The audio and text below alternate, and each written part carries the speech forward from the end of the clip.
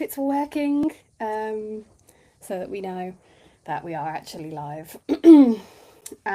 But, oh, I can't see myself yet. We're not live yet. Hi from the Netherlands. We've got loads popping off in the chat already. Here we go. Yes, now we're live. I can actually hear myself, so I need to mute that tab. So, good morning, everyone. Welcome to our first ever Coffai morning. Coffee. I'm still working on the pronunciation of my own pun. But thank you for spending part of your Friday with us. We really appreciate it. It's a nice and early start.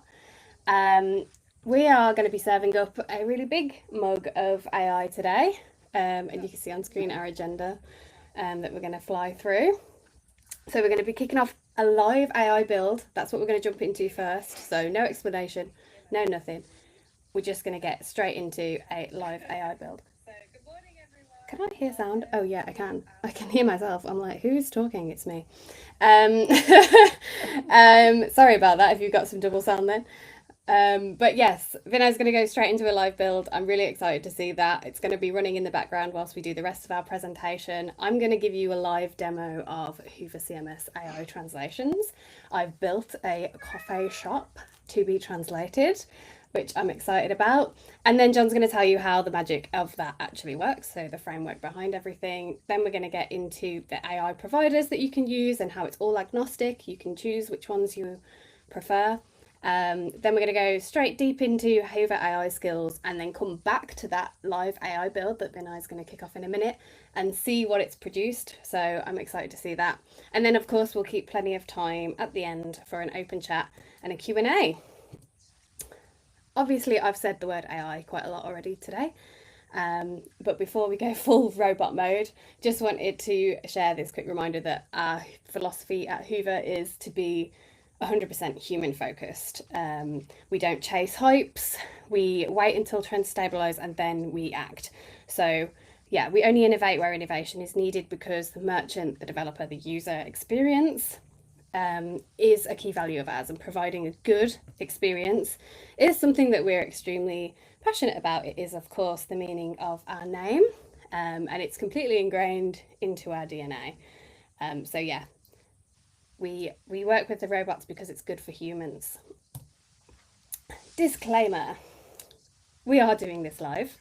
They are live demos, and as I'm sure if you've ever given a live demo or seen a live demo, they don't always go as planned. So I will like to see claps in the chat anytime a click doesn't result in an error.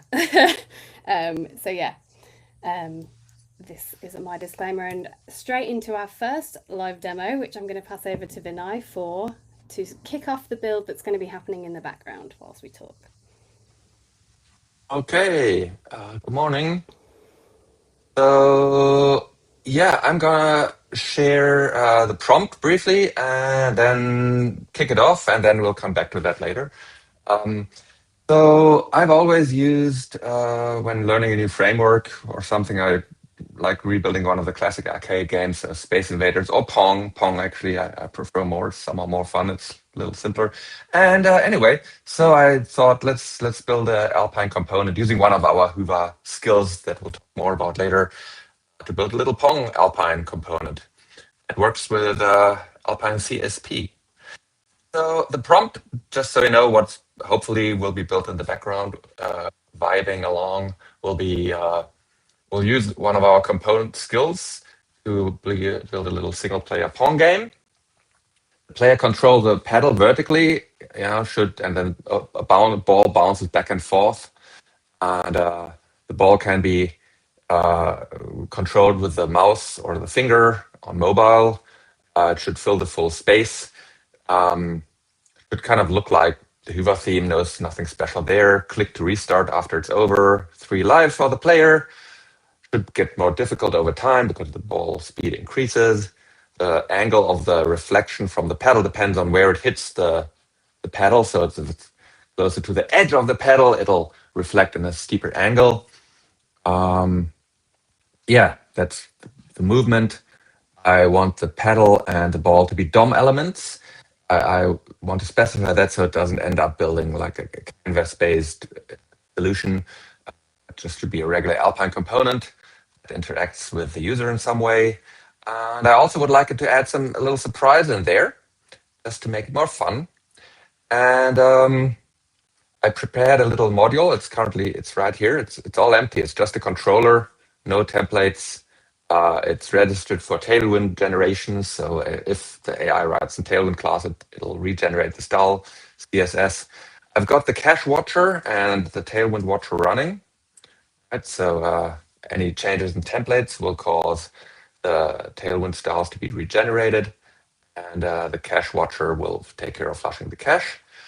And I'll tell it to just do its work. Yeah, so let's start it off. So this, I ran this once yesterday with Opus just to make sure it kind of worked. I built many Pong games, so I kind of had an idea what I wanted to include in the prompt already.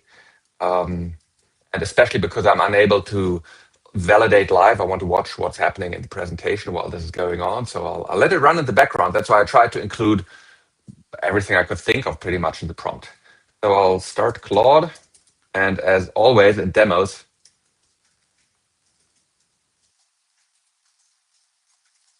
I'll use dangerously skip permissions. This is not something I'll use.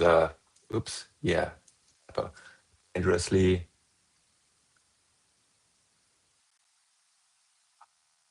I see my typo. Actually, copy and paste. It's always much more difficult to read while talking to people. It's surprising, right? There we go. Yeah, I don't want it to come back. Normally, I don't do this. One MCP server failed. Good start. Playwright failed. Too bad. Because I wanted to actually use Playwright to test here. But meh. Let's just get started. So I won't even use planning mode here. Actually, let's use Sonnet just to show this is a little, not necessarily only Opus material. I'll paste this in, and let's get it started. Normally, I would always use planning mode and make sure the plan is correct and everything. But let's hope something in the end works and it's CSP compliant. This whole site uses strict CSP policy, so everything should be fine. Okay, let's get it started. Back to you, Rebecca.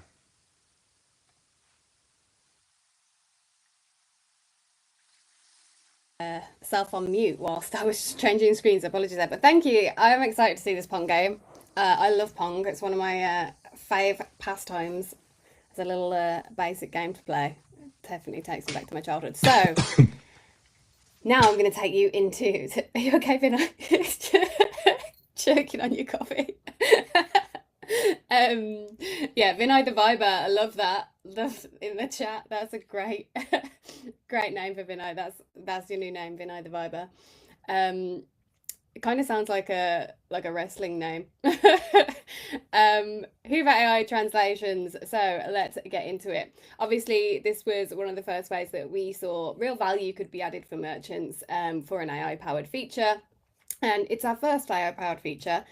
And if you have ever managed a multilingual store, which I have done in the past at merchants that I've worked for, it can be a bit of a pain when working with open source and, having to duplicate blocks, duplicate pages, more content to maintain, more chance of mistakes, errors, human errors, of course. But Hyvä CMS allows you to translate content without needing to duplicate blocks or content, so it's ideal, and I had to play with it for the first time yesterday, and it's actually amazing, so I'm excited to do this demo. You've got lots of options for how you do your translations as well, so you don't actually have to use AI. Obviously, the translation feature is there as a core feature for Hyvä CMS. You can manage all of your translations manually, you can upload a CSV, and of course you can use AI even if it's just as a starting point, a quick draft, and then you review it to make sure that it makes sense. And And the AI translations, they are all based on the source and the target store view locale. So the configuration that you set in Magento, that's what tells the AI to translate the language into. So there's no guesswork, there's no manual setting for each block and each store view. It just knows what it needs to translate it into. Again, really nice. So demo time. Let me quickly change the screen that I am sharing, and I'm going to log into the admin, so no passwords or anything pop up. I know Euron is in the chat, so I don't want no security breaches on my watch. So let me share window, this one. So this is the dashboard for the admin, and here is my coffee shop. Let me show it you in English. My coffee shop, you choose your mode. There's 4 blends to choose from: daily prompt, dark mode, my favorite, easy on the eyes, large latte model, get it, clever, and 404 decaf version as well. So there's lots of coffee available, lots of text on here that I'll need translating. And if I go in the admin to my content page for this, which one is it? Oh, it's this one. Edit with Hyvä CMS, because I'm jumping straight into the CMS editor. I don't need a C page builder. And here we have the CMS, which you may or may not have seen previously. Obviously, it's very nice. You can choose where you want to edit things. This is obviously going into a tablet view because the thing is, but you can. I'm not going to give you a CMS demo. This is an AI demo. Sorry, I'm getting distracted by the CMS features that I love. So translations up here in the right hand side, obviously you've got all your setting menu, and in here you can see translations. And there's all the text boxes that I need to translate. Now, I don't know if you saw on this tab when I was in the Dutch version of the store, but I have actually already translated the top half of this page. So you can see that was what I did as my test yesterday when I was playing with it and setting up Gemini, because Gemini is what I am using for doing these translations, and baby Gemini, not like super pro Gemini, just the fast version of Gemini. So tell me, Dutchies, does this make sense? Has Gemini translated it well? Because I obviously don't speak Dutch. Well, actually I do. Ik ben een boterham. That is my Dutch. So, and as you can see, here's the French store, especially for Tianlan. So she can order her coffee. The logos all change. It's beautiful. I had fun creating this page yesterday, and these different store views. But yes, as you can see, some of them are already translated, but a lot of them aren't. And the nice thing that I wanted to show you about this feature as well is that you can decide how much of the page to translate in one go. So if it can translate empty fields only, or it can replace all the translations. So obviously, if you add new blocks to your page and you add new English content, for example, if that's what you're writing in, you can come in here and only translate those blocks. You don't have to replace the whole page. It's not going to overtake everything, which I think is really, really nice. It's one of those that's obvious, but it's just a nice thing to, when you actually think about that, it actually does do that. Or yeah, you can choose to replace the translations for everything if you're not happy with all of them.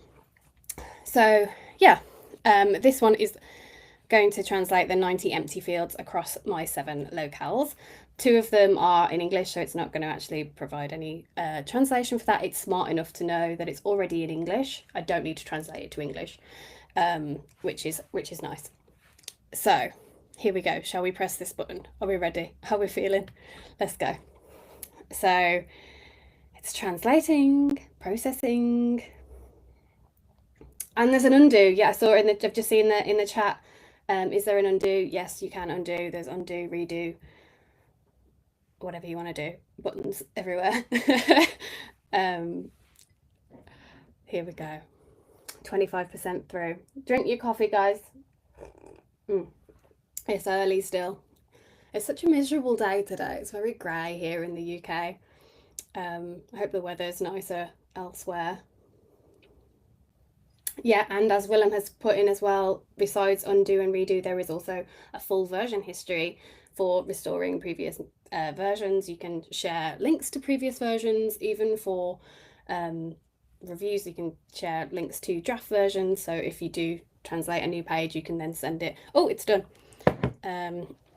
So here we go. Now we can see we have mode sombra, dunkle modus, donkre modus. I can't read Japanese, unfortunately. I wish I could. But it's done them all, which is nice. And I can now click save. It's saving the content, and then I can publish it. Obviously, this status up here, I forgot to mention, shows you what status we're in. But yeah, before I publish it, it just said saved, which is really nice. I can see the changes that I've recently made. And yeah, as we've said, we've got the version history here, so we can see the draft, the published version before the translations, etc., etc.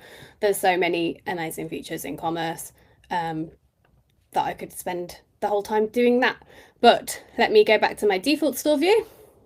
So you can see this page remains unchanged. It's still in English.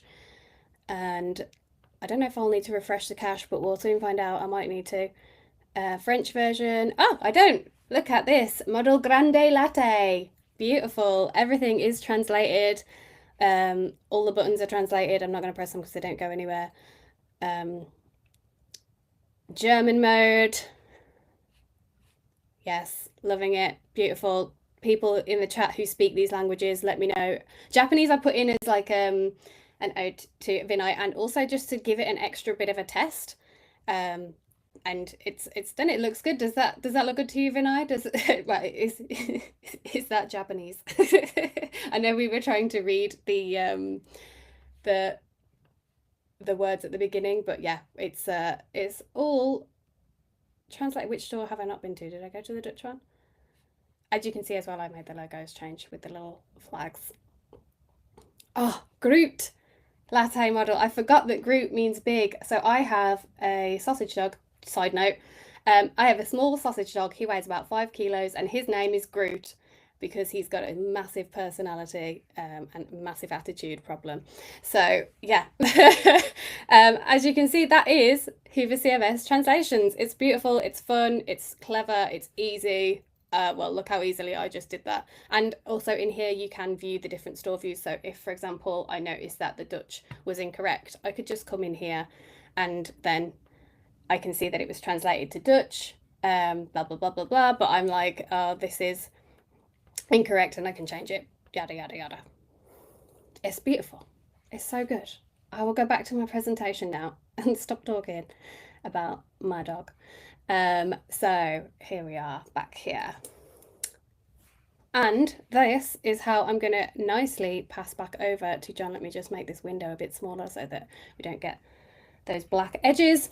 So yeah, watch this space. This isn't going to be our only AI feature. We knew it wasn't going to be our only AI feature because, you know, we want to keep making sure that we keep bringing that kind of value to merchants and that they can use AI where it is genuinely valuable. And because of that, we needed a solid, reusable way to work with AI. And, you know, the AI providers under the hood, which is where I'm going to transition to John. He's going to tell you all about the Hyvä AI framework and how it stays provider agnostic and how we use it to, and how you can use it as well to create your own AI features.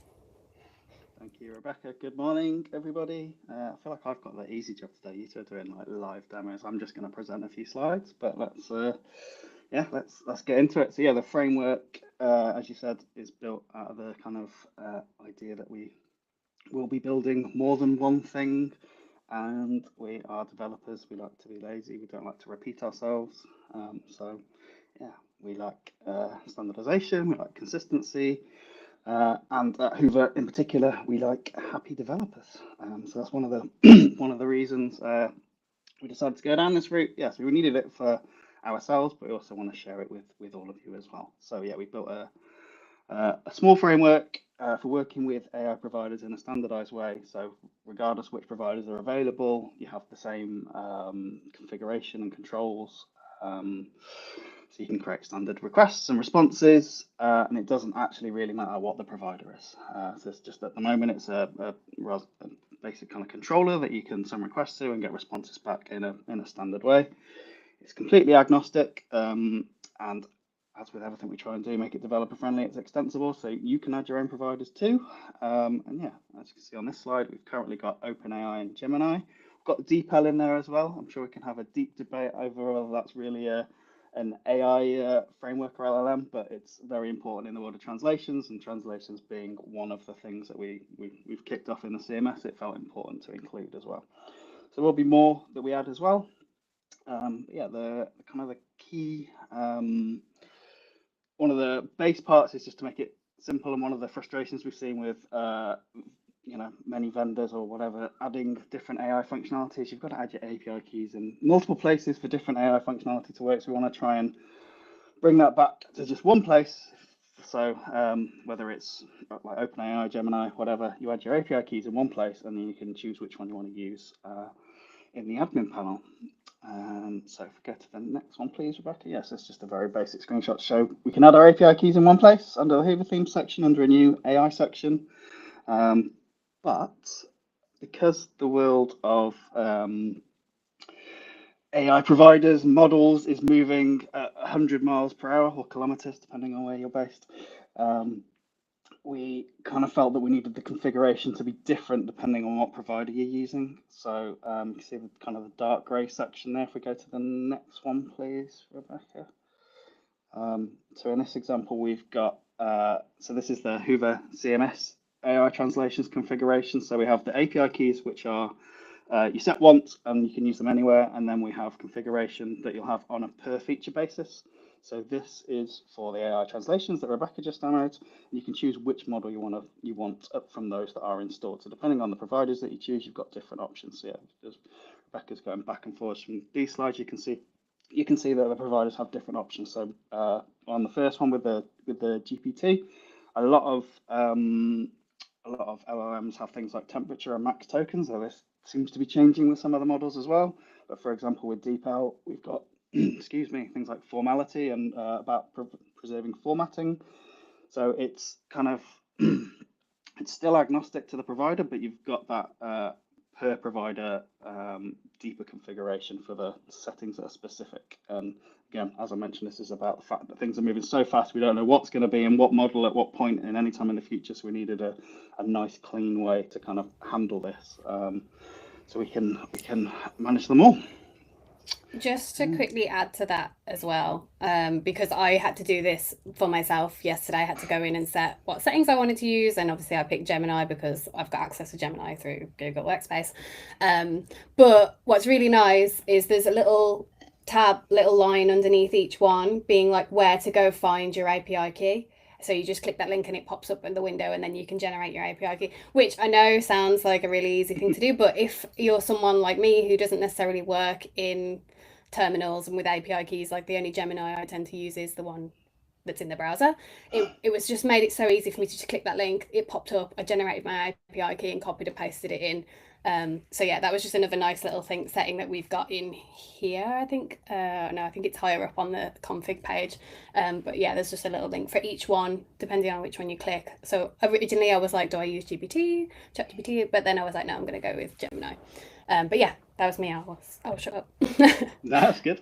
Yeah, and yeah, it's completely free. So if you want to get your hands on this, you can do, as long as you've got access to our free Hyvä theme license keys. You can install it via our packagist.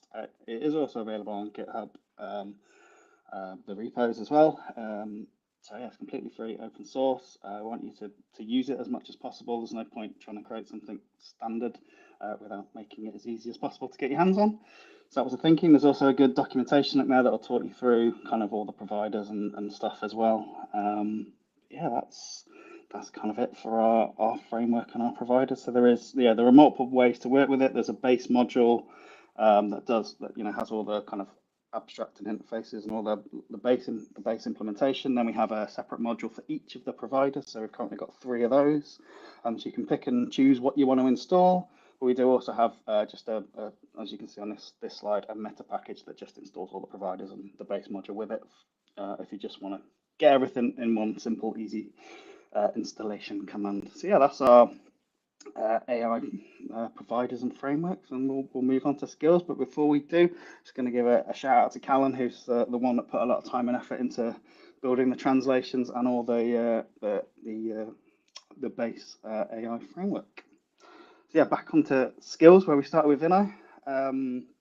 So as I'm sure many of you or most of you will know if you've been working with AI tools to help with development,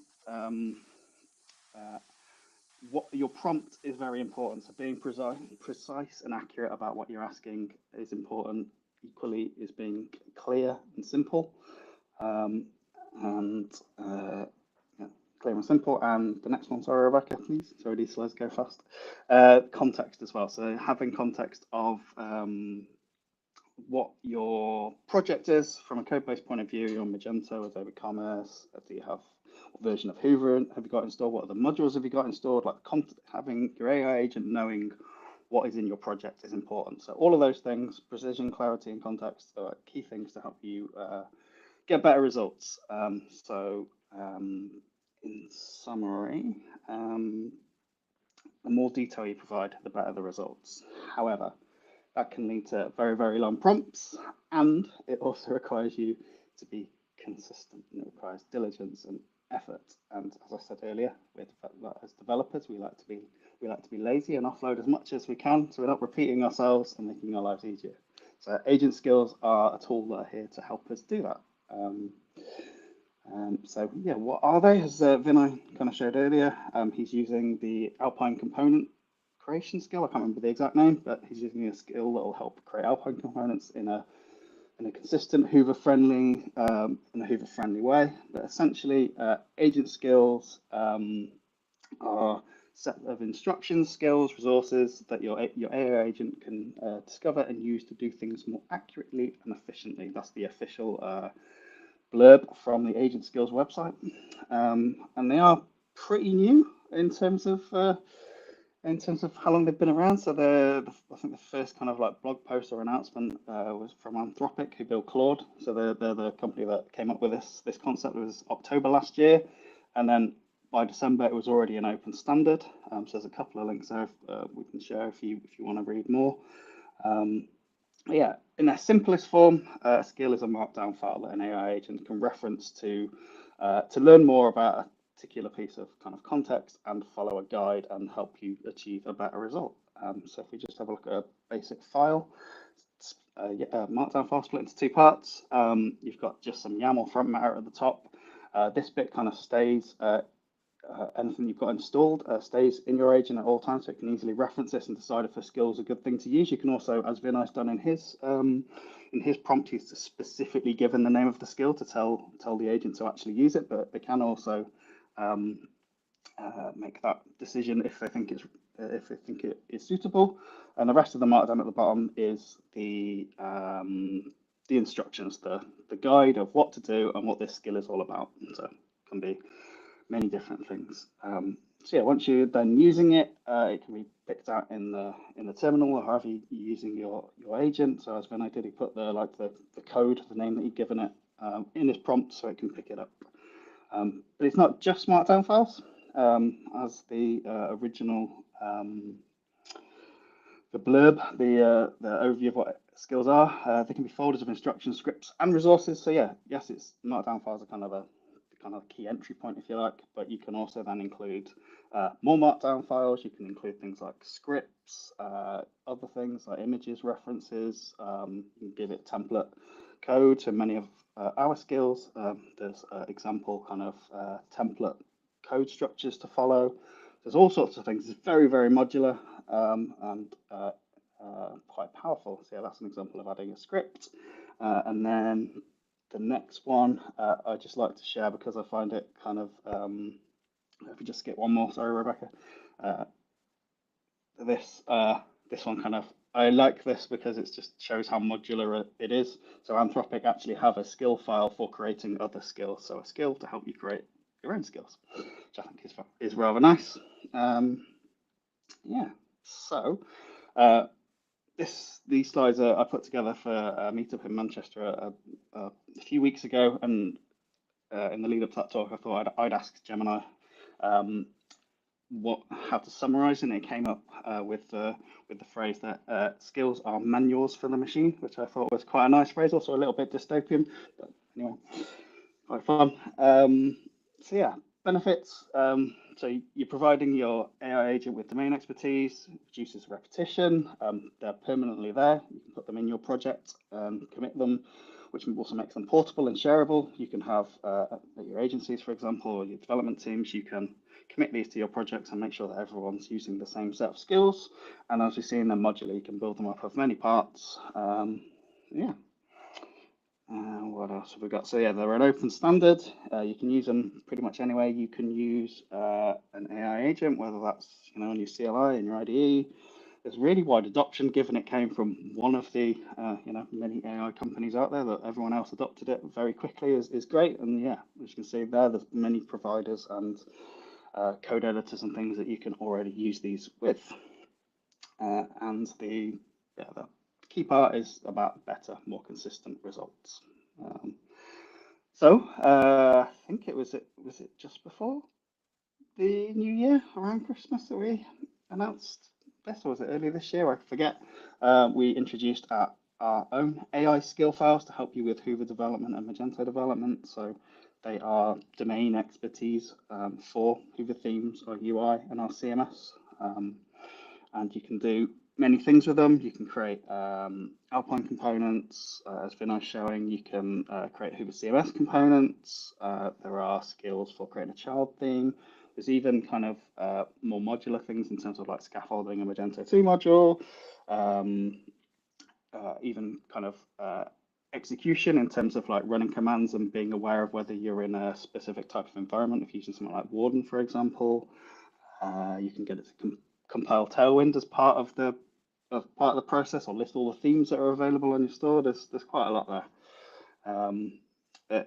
Essentially, it's about enabling and automating repeatable tasks, and that's kind of what our skills are. And maybe now's probably a good time to hand it back over to you, Vinay. Okay, thanks. Yeah, I was just answering in chat the question, what's everyone using now for an IDE? PHP Storm. I'm still using PHP Storm, as you've seen, but I'm thinking of moving over to that. And the only thing that's stopping me at the moment is just the time to optimize the editor as needed. That said, I still kind of like PHP Storm too. So, all right, enough about that. Let's have a look what happened. I must admit, I peeked once or twice during the presentation. It was doing something. At first, it seemed like it stalled, but then once it started actually doing something, I was like, oh, okay. I just was watching. I don't know what's happening. So let me share my full screen and see what things look like. There'll be an infinity mirror first, I'm afraid, but I'll switch over briefly. So yeah, here it is. Okay, it says it's done. 25 minutes. But yeah, at first it took a little while, but then it started working. That's longer than I expected it to take. So let's see what it did. Oh, other Chrome. Here it is. Oh, okay. So this is the MCP server. It started. I hope you can see it. It says game over. Let me just reload and check the console for any CSP errors. None there. So that's good. So that seems to have worked. And what happens if we click? Okay. Ooh. Hey. There we go. Oh, look, there's a bounce effect. So it did add something to it. We've got to see a counter up there. So that was the one. Oh, look, there's a power up or something. I don't know how to get it though. Maybe I have to hit it with the ball, but that's pretty tricky. All right. Okay. Well, in general, it seems to work. Mode. Hey, there we go. You did it. Whoa! 2 times the score. All right. Hey, not bad at all. And it changed color for a few seconds. Okay. Awesome. Oh, and another one. New life. Oh. All right. Cool. So it did it. Let's have a look at the result in the game. So in code view layout. All right. So that's just adding the template, I guess. So here we have everything. So we already saw it was CSP compliant. So okay. Oh, it used inline styles, no Tailwind, but well, okay. Fair. We could change that, of course. Here we have the method calls, and let's have a look at the Alpine. looks all pretty standard in it. I want to see how it did the event listeners, mouse move, touch move, handle click, handle start. All right, so, seems to be handling resizes. Anyway, that looks pretty standard, like a standard game loop. It's a bit longer than I would have written it, but fair enough, I guess. It does have this power up, spawn bean. All right, a bunch of stuff. It kind of works. Okay, here it's initialized. Here we have the register inline script. So, well, it did its job, given it didn't even have time to plan or anything and just jumped straight in. So I want to talk a little bit about the skills that we're currently providing. They're from this GitHub repo. Yeah, not there. Here, right? Hyvä AI tools. We do have a little one-line install script, which I have mixed feelings about. So you can very easily install it for whatever agent you use. But the problem with doing this is, let me just briefly stop this here. The problem with doing this is that you don't know what's going to be installed. So I just want to mention at least that there are a bunch of malicious scripts out there. Anything that's loaded into the agent that you're running will execute with privileges of that agent. So if you run it with skip permissions like I do and not carefully read anything it asks permissions for, just run it without that flag, it would be pretty simple for somebody to extract all your private details and send it off to some host. So just saying, it is usually a good idea to either write all the skills you use yourself or use, company ones, or just review them before you install them. It's kind of just like running npx with an untrusted node script. It's the same kind of power. So be careful. Few notes about using them. All these, let me share my IDE again briefly. Screen. Here you go. So all these are, we try to optimize for several things. So first of all, the front matter is kept very short. The reason is Codex, for example, has a limit here of, I think, 500 characters or something. So we aim and check all of them are cross-LLM compatible, also with older models. I find they actually work pretty well with weaker models too, for example, Haiku. However, Haiku is really optimized, in my experience, for getting stuff done quickly. So in case you're not familiar, Haiku is the weakest model of Anthropic. It's like less reasoning, much faster. When I tell it to use a skill, it often ignores it. So in that case, I usually just, explicitly tell it, read this file. And, to go down here, read this, and paste the path to the file, and then it'll actually read it and use it. Otherwise, it might just think, I already know how to do that. I know how to write Magento stuff. I'll just go ahead and read the skill later. Another thing is, all the models are pretty knowledgeable about Magento already. They've been trained on Stack Exchange and the dev docs and the forums and all that stuff. There are a lot of tutorials out there about Magento. So the AIs know all that stuff. And even though it's tempting to create skills for all kind of Magento-specific knowledge, I find it's not really useful. Hyvä, on the other side, isn't that well known. Also, running code within a specific environment sometimes isn't that clear. So we try to use skills and create skills that are really something the LLM hasn't knowledge the LLM hasn't baked in already, right? And then it can lead to really nice results. They're usually able to figure stuff out anyway, but it saves a lot of tokens and time giving them the skill to get this domain knowledge. So yeah, I like using Sonnet or even Haiku with the skills to do simple coding. For debugging, the most powerful model is usually better. So Opus in this case here. Yeah. So I think that's pretty much all I wanted to talk about. We'll be adding new skills over time as we release them and find them useful. We'll be adding them to the GitHub repo, so check back once in a while and pull the new ones or updated versions if you you see something there. We hope you can trust our skills at least. I hope we won't get compromised. Yeah, that should be good. So I talked about security. I talked about cross LLM knowledge using weaker models, and I think that's all. So back to you, Rebecca. Thank you. We had just another couple of slides on to say that there is more coming, which I think you covered. But yeah, we're always working on these, as you can tell. So yeah, and also if you've got any feedback, we'll also take any feedback that you have on using the skills and see how they've been used in real life would be awesome. So yeah, a recap. Try out AI translations in Hyvä CMS like I did. It's loads of fun. You'll have a great time. Build your own AI powered features. That would be wicked. Well, obviously we know there's a lot of creative developers out there. We know there's a lot of clever people out there. So we're excited to see what you build with our Hyvä AI framework and using the AI skills as well. So work smarter, not harder. Maybe you could use an AI skill to create an AI powered feature and not do anything at all. But write a prompt. Who knows? Maybe I could do that. Tune in next time to see if I did. Check the output. No checking, just vibing.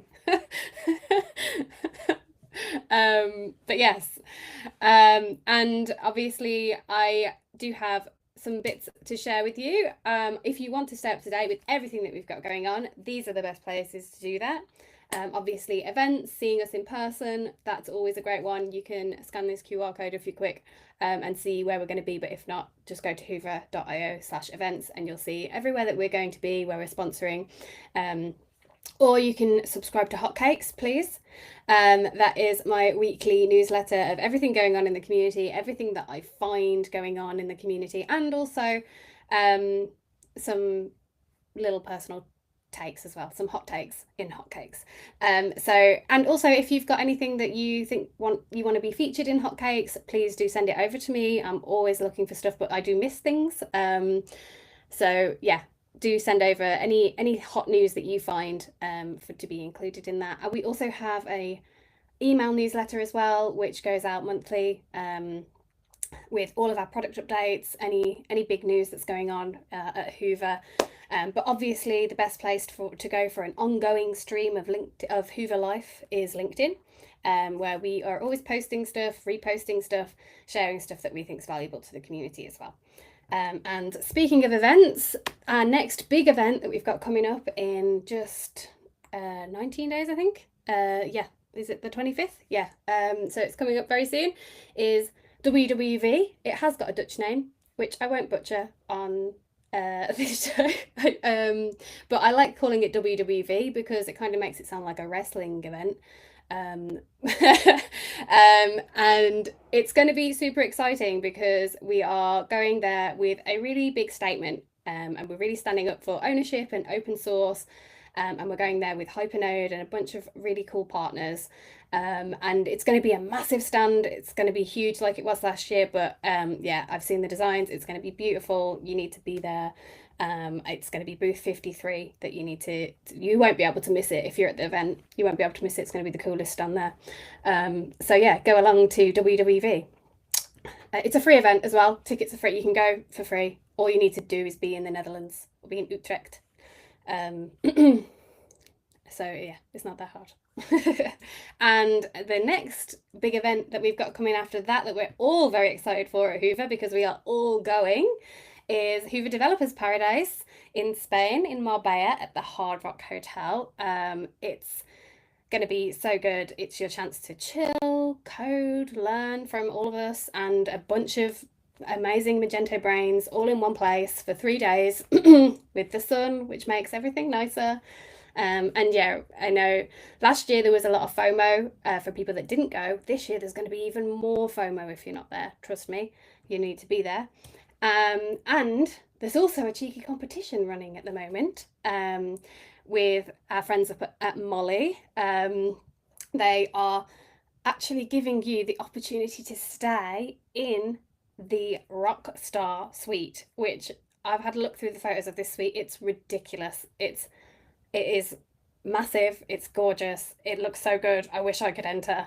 I might just set up a fake pseudonym and use AI to create a store with Hyvä Commerce and Molly so that I can enter this competition.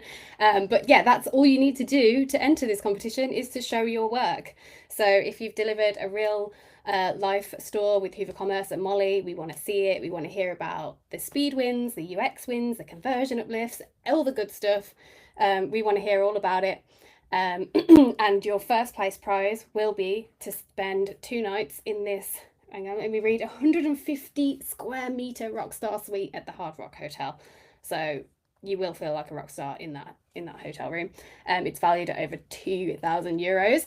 But there's also 2 other second and third place prizes. So you can also just win 2 tickets with accommodation to Hoover Developers Paradise, and yeah, that's for second and third place, and it's super easy to enter. All you need to do is tell us about your project on LinkedIn, and tag Hoover and Molly and use the hashtag HDPRockstar and HDP 2026. Entries are closing in 19 days on the 25th of March. So yeah, do it now, basically. Enter now. But anyway, whether you get to stay in the Rockstar suite or not, you'll feel like a rock star just being at Dev Paradise, so you should be there. Thank you. I hope that you've enjoyed today. It was intentionally practical, so I do really hope you enjoyed it. Obviously, we've covered loads of stuff. We've been through lots of AI things that we've got going on at Hoover, and now it's time for everyone's favourite bit, which is an open chat. So if you do have any questions, fire them in the chat now. I'll be watching. I'm going to switch over to look at that now. But yeah, I did see one earlier, actually, Vinay, where somebody asked if your Pong game passed Core Web Vitals or how it scored on Core Web Vitals to see if its performance was good, as good as your performance playing it, which, yeah, actually, I think I think you could have done better, to be fair. You lost a lot of lives in the first 2 seconds. Yeah, I don't think it'll pass anything. Just checking the template to see how it's initialized. It's all inline though. It's a lot longer than it would have been. Yeah, I would definitely slap an extra fur on there just to get it initialized later. Otherwise, I think it's probably okay. Brilliant. Bro, let me see if I can scroll and see any other questions coming in. How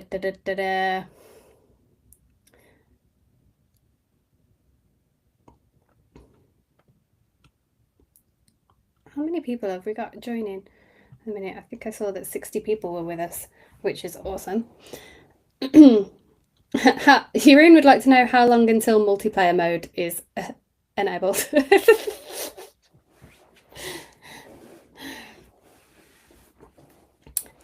Paul has said that he has the most success with Gemini and Claude models at the moment for front-end and module work. Does this echo your experience with the current providers? I guess might as well chime in there. I think they all do well. I kind of enjoy working with Claude more, especially because of the features in Claude Code. For me, they work very well. So the task system I really enjoy, that makes things like the rig and loop obsolete. So I think they all can do front end work. It's probably not very front end work isn't that challenging for any current model, but yeah, it's more a matter of taste. So if you like having more like the shorter snippet iteration, then something like Cursor is probably good. Cursor is great, and many of us enjoy it. Yeah, I don't know. Honestly, I haven't worked with Gemini CLIs for these 2 months, so I'm not quite up to date what's going on there. We decided to work with Claude mainly here in the company, which works great. But I'm sure the others work well too. Yeah, Say there. Yeah, I'm Claude for like CLI code side of things.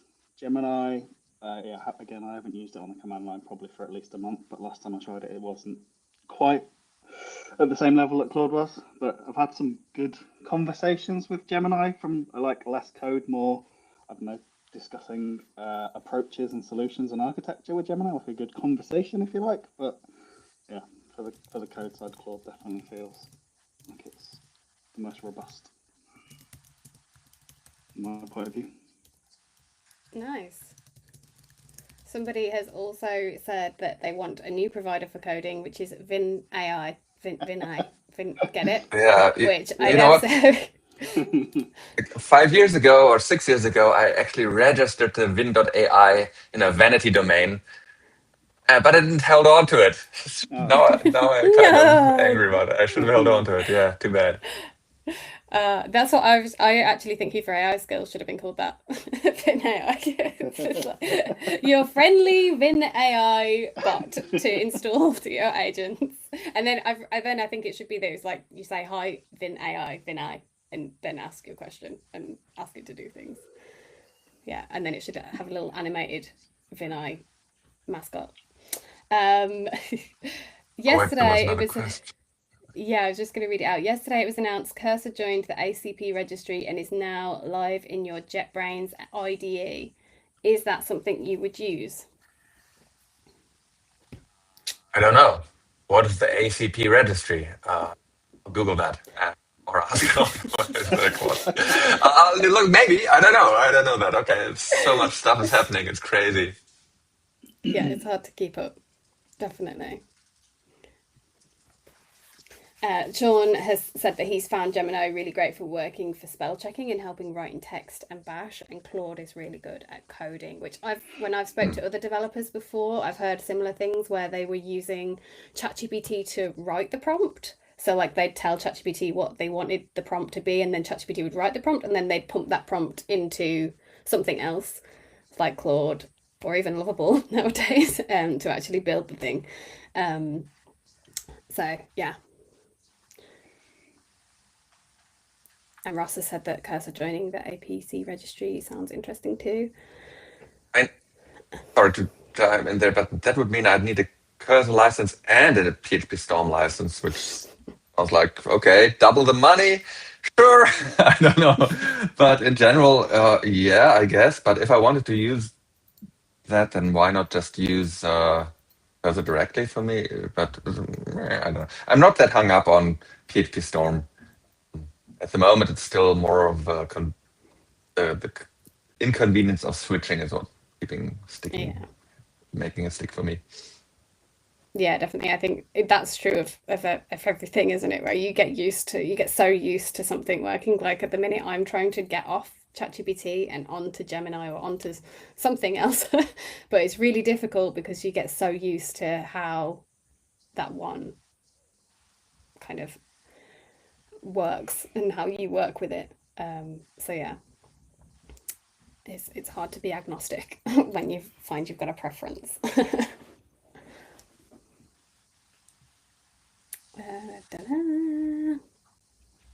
Brill, have we got any more questions coming in or anything interesting that you two have seen recently and want to share? So Callan asked, are we going to do more of these? So we haven't decided, I guess, but I'm sure we probably will. And Callan, you've now put yourself forward to be on the next one? Yeah, 100%. I was going to say, actually, yeah, I think the Coffai morning, I think should be a recurring Hyvä meetup. I think that would be really nice to do, especially with how fast everything in AI moves. We'll probably need to do these once a week just to keep up.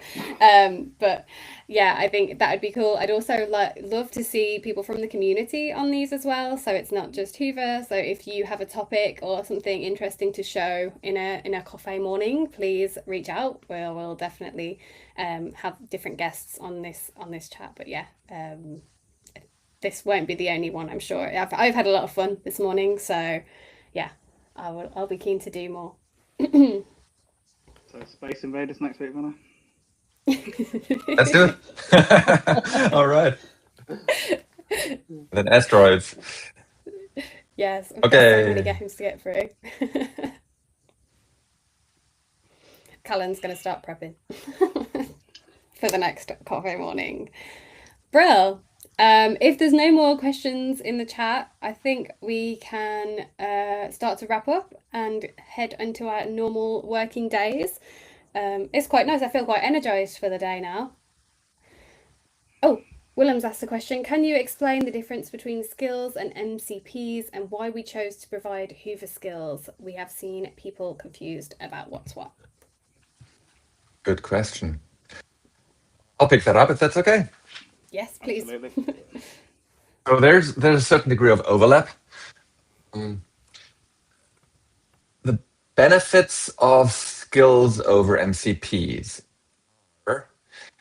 Skills, well, at the time that we released it, skills were loaded on demand while MCP servers were always directly initialized into the context. So having a lot of MCP servers used up a lot of your initial context window, while skills only had a few tokens used for the front matter and then loaded on demand, which made them very valuable. Now at least Claude Code is able to initialize MCP servers on demand too, which doesn't work quite as well because it only does this matching the names of the individual tools inside of the MCP, so it doesn't have the full description of the front matter like skills do. But it kind of does the job. Also, skills are simpler in that they don't require another server running somewhere, like an external process. It's slightly more contained. You don't have to run an npx script somewhere, but at least it's a file or files you have in your local file system. You can look at them before you run them. That's something I appreciate. So skills are, in a way, more controlled. And they're simpler. So simpler in regard that MCP is a protocol that's designed for machines and programs to interact with, while skills are simple markdown files mainly, and it couldn't be simpler to understand what's happening when you read through a skill. Well, MCP, if it's binary, you wouldn't even know what it's doing.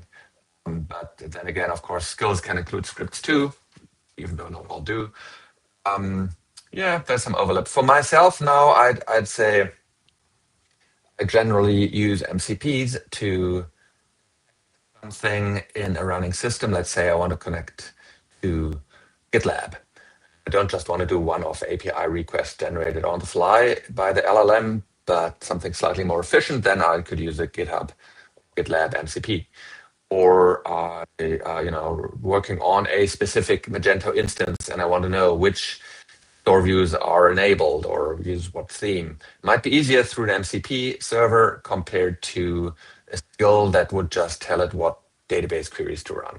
Both would work, but an MCP feels more appropriate there, while skills are more about domain knowledge, like how do I write a strict MCP compatible Alpine component or a CSP component, a CMS component in Hyvä. That's something that's just about writing code, so it needs of knowledge, and the LLM doesn't include it out of the box yet. Maybe that'll change in a year or so. But that's kind of domain knowledge skill. Acting something, MCP server, that's kind of my distinction there. Plus, many other tools don't load MCP tools on demand yet, so then the context reservation still is a valid argument.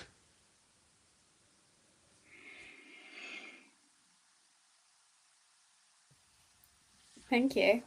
I think that is all of the questions that we've had, and we are literally dead on time. It's 9:59, so yeah. Thank you all for being here this morning. It's been an amazing hour. I'm feeling super ready for the day now, and having a lovely weekend. So I hope you all have a great weekend, and yeah, speak to you all soon. Thank you both for joining me. I've really appreciated your insights.